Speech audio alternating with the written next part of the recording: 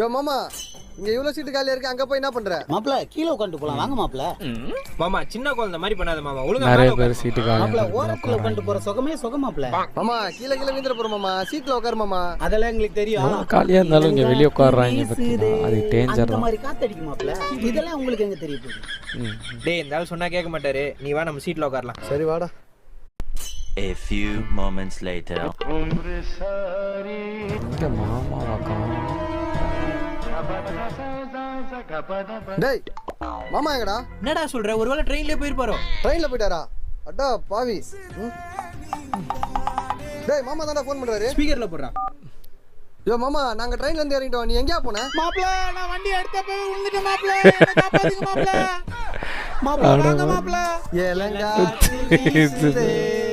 முடிச்சு விட்டீங்க பாருங்க.